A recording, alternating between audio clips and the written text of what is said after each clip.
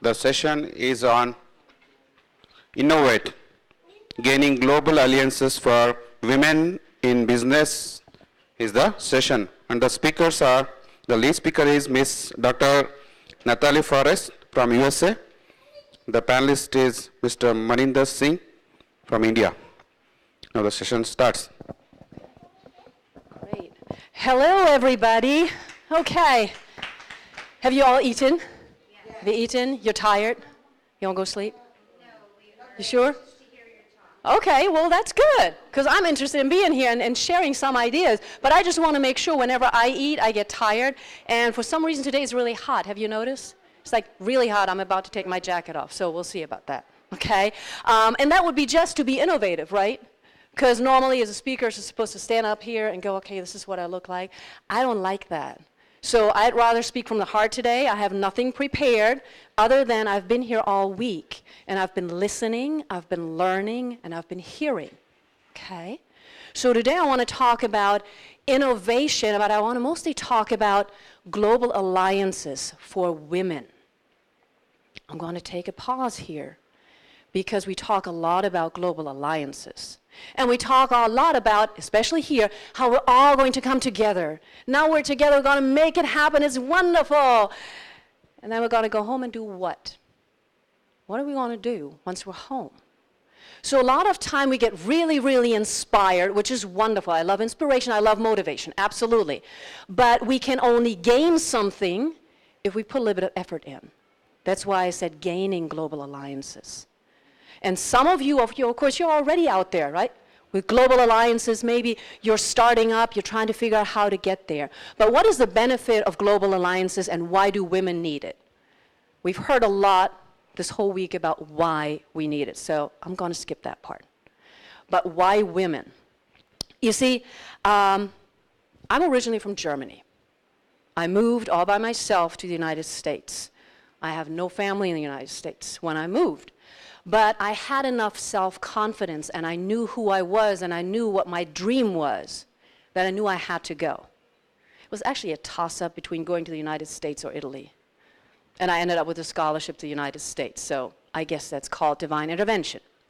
Then, of course, I got married and all of that good stuff, so I have a little bit of family now in the US, but still very, very little.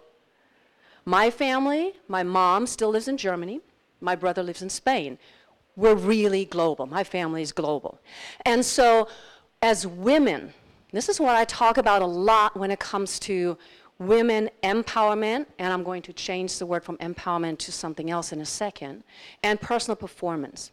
Women are great nurturers. Women are great in making sure that we have enough to eat. We went on a trip with a friend of ours on Tuesday, driving around a little bit, and she made sure that she brought muffins and croissants, which was great. She wanted to make sure we ate. Wonderful. But she's also confident enough that that's not going to take away from us seeing her as a businesswoman, etc. So one thing that I see a lot with women, especially, is the fact that we want to form alliances, but we hesitate because we don't really know who we are or what we want. So how can you form an alliance that is beneficial, mutually beneficial to everybody, especially humanity, if you don't really know who you are or what your purpose is? You can't. So we talk a lot about empowerment, right?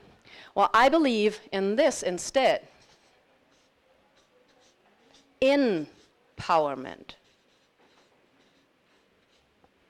Because I don't believe that somebody from the outside can give us power. I believe that we have it on the inside.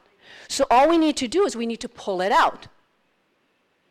Because I was talking with somebody earlier today. I was asking, well, what do you do and how do you find out what you want? If you're trying to be successful doing somebody else's business, living somebody else's dream, you won't succeed. I always say that there's a difference between living and existing.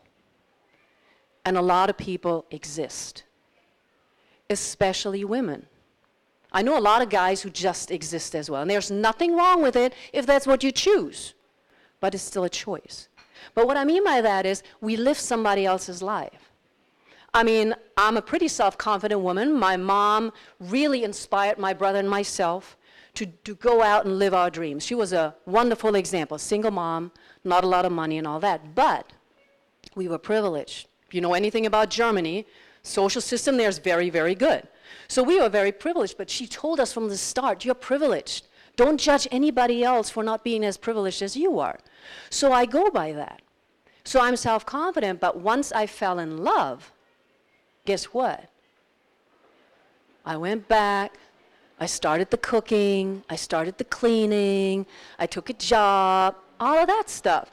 Pretty much meaning that, yes, I knew I was powerful, but I started giving up my power.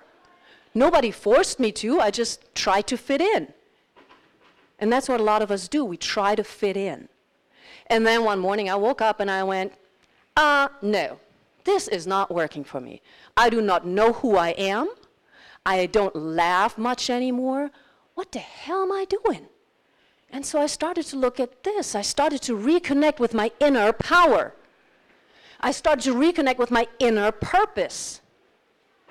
And once you know your purpose, that's when you can truly be of service and when you can truly form alliances. So I wondered a lot, especially the area that I live in Baltimore, Maryland, just a little north of Washington, D.C., is there's a lot of competition, especially between women.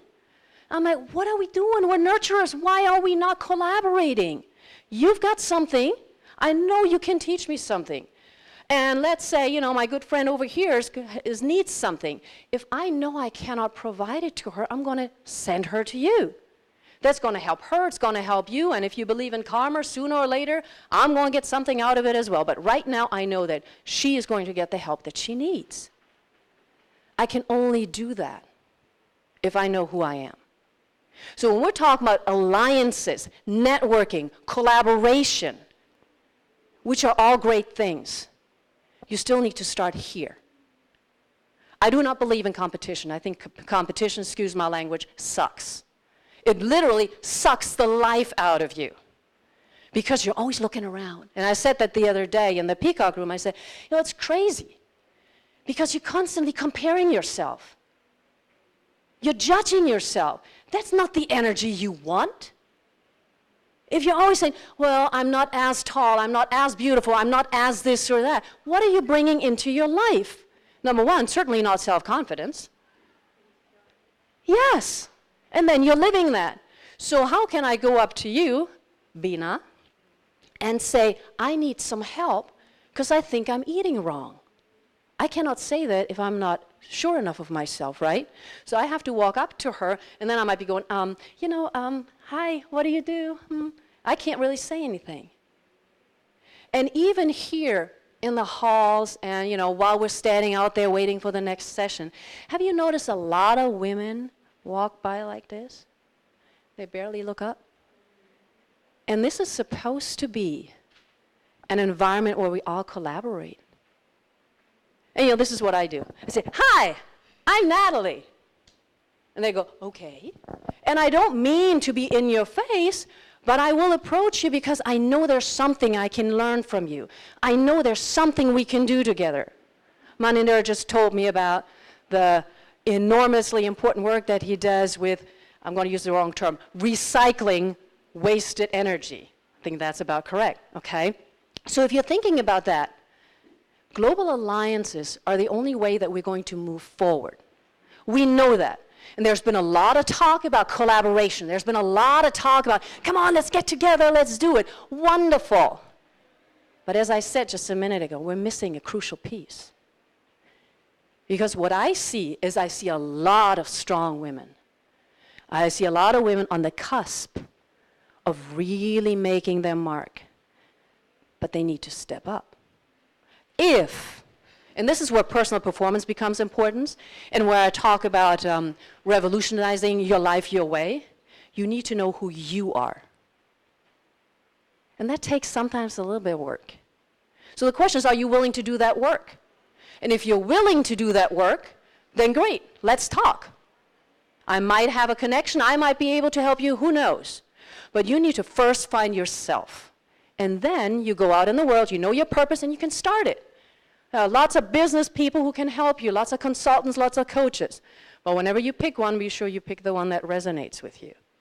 And then once you know your purpose, you're going to start your business if you choose to do so. Because not everybody needs to be in business. Not everybody does. It's hard sometimes for us to hear it, but I say that a lot. Some people come up to me sometimes and say, hey, you know, I want to start my business. And I say, well, why? And we just talked about that too. Well, because I need to make some money. Well, guess what? The energy of saying, I want to go into business because I need to make money is counterproductive. You need to go into business because you feel it here. This is your passion. You can't help it. You're willing to invest in it. You're willing to make it happen no matter what. My daughter is in Baltimore in the United States. This is the first time that I'm gone for 7.5 days. It's driving me insane. The first 2 days were okay. I mean, when I left, I was already crying. The first 2 days were okay for me. But now she keeps sending me WhatsApp messages. Hi, Mommy, I miss you. It's like, oh, great. And then you try to go back out in the world. Well, why do I do that? Because I know why I'm here. And because I know why she's here. And I want to open more doors for her, just like you are. Whether you have a girl or a boy or a nephew or a niece, it doesn't matter. There's something in you that says, I need to do this now. That passion allows you to find your purpose, and then you can work on personal performance. And then, step number 4, not 1, not 2, not 3. Step number 4 is being able to go out there and make alliances. Does that make sense? Okay. There are a lot of people, this is a word of caution. There's a lot of people who talk about collaboration, and I love it. I actually wrote an article about that, the big C. Because somebody will come up to me and say, hey, let's collaborate. I say, okay, cool, I'm game. That's how I grew up. Let's collaborate. What do you need? It's always my first question. I talk to a couple of you. After saying my name and asking your name, usually I say, what do you need right now? I just talked with Chatali about that too. I said, I know what you want for your foundation, but what do you need right now? Because that's where I can help you. And then the other person will come up and say, oh yeah, I need this, this, and this, and this. And I'm like, oh yeah. And then 2 months later, I go, hold on a second. So I've been doing this, and this, and collaboration, doesn't that involve like 2 or more people? Because I'm the only one doing something, right? Now that happens because we want to give. We're women, we want to give. And there are also men like that, don't get me wrong. Okay, there are also men who have that feminine energy of nurturers. Okay, but this is a women's conference, so that's why I'm talking about women. It's true, you know. But, you know, there's a gentleman here. We're going to have a gentleman talk in a minute about collaboration. Okay? So we do have to understand that collaboration is a 2 or 3 or 4-way street. It doesn't mean you go in with an agenda of, what am I getting out of this? That's not what I'm talking about.